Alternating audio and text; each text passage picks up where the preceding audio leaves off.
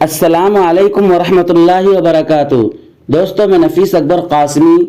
آج کل ہر جگہ ہر علاقے میں لڑکیوں کے لیے مدرسے کی بنیاد ڈالی جاتی ہے۔ کیا اسلام میں یعنی دور نبوی اور دور صحابہ میں اس کی کوئی نظیر ملتی ہے کہ کبھی لڑکیوں کے لیے الگ سے مدرسہ قائم کیا گیا ہے؟ کیا نبی صلی اللہ علیہ وسلم نے کبھی خواتین کے لیے تعلیم گاہ کا انتظام کیا ہے؟ آئیے آج کی اس ویڈیو میں ہم پوری تفصیل دیکھتے ہیں۔ چنانچہ کسی نے اسی متعلق دارالعلوم دیوبند سے فتویٰ پوچھا ہے، آپ بھی اسکرین پر دیکھ سکتے ہیں۔ سوال: مروجہ مدرسۃ البنات کا کیا حکم ہے؟ اگر جائز ہو تو بالشرائط یا بغیر شرائط بالتفصیل مع دلائل جاننا چاہتا ہوں۔ امید کہ جلدی فتویٰ ارسال کریں گے۔ وفقکم اللہ تعالی، آمین۔ دارالعلوم دیوبند نے جواب دیا ہے، بسم اللہ الرحمن الرحیم۔ اسلام کی نظر میں مرد و عورت دونوں کے لیے تعلیم یکساں طور پر مطلوب ہے، اور بنیادی عقائد، فرائض اور حلال حرام کا جاننا ہر مرد و عورت پر فرض ہے۔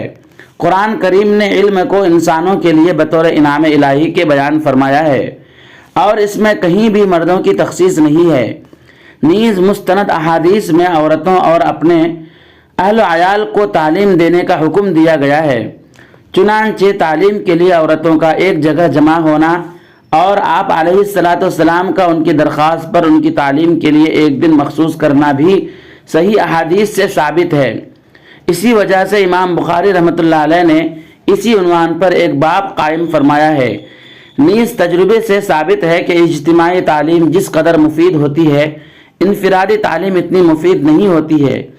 اس لیے مدارس نسواں کا قائم کرنا اور لڑکیوں و عورتوں کا تعلیم و تعلم کے لیے وہاں جانا اور ان کا اپنی صنف کے مطابق علوم و فنون سیکھنا جائز اور مستحسن ہے، اس لیے کہ اس کابینی تعلیم و تعلم کی تنظیم و تشکیل ہے۔ البتہ مدارس نسواں میں لڑکیوں کو تعلیم دلانے کی کچھ شرائط ہیں جن کی پابندی بہرحال لازم ہے۔ جہاں یہ شرطیں پائی جائیں گی وہاں لڑکیوں کو تعلیم دلانا جائز اور مباح ہوگا، اور جہاں یہ شرائط مفقود ہوں گی وہاں خواتین کا تعلیم کے لیے جانا ناجائز ہوگا۔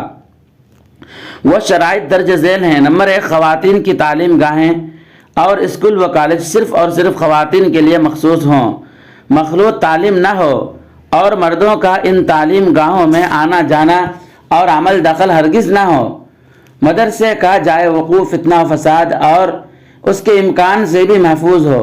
نمبر 2، ان تعلیم گاہوں تک خواتین کی آمد و رفت کا شرعی پردہ کے ساتھ ایسا محفوظ انتظام ہو کہ کسی مرحلے میں بھی فتنے کا اندیشہ نہ ہو۔ نمبر 3، نیک کردار پاک دامن عورتوں کو تعلیم کے لیے مقرر کیا جائے۔ اگر ایسی معلمات نہ مل سکیں تو بدرجہ مجبوری نیک صالح اور قابل اعتماد مردوں کو مقرر کیا جائے جو پس پردہ خواتین کو تعلیم دیں۔ نمبر 4، مدرسے کے حالات کی کڑی نگرانی اور مفاسد و فتن کی روک تھام کا انہماک بہت ہی اعلیٰ درجے کا ہو۔ نمبر 5، اگر کوئی مدرسہ شرعی مسافت پر ہو تو وہاں جانے کے لیے عورت کے ساتھ اس کا محرم بھی ہو۔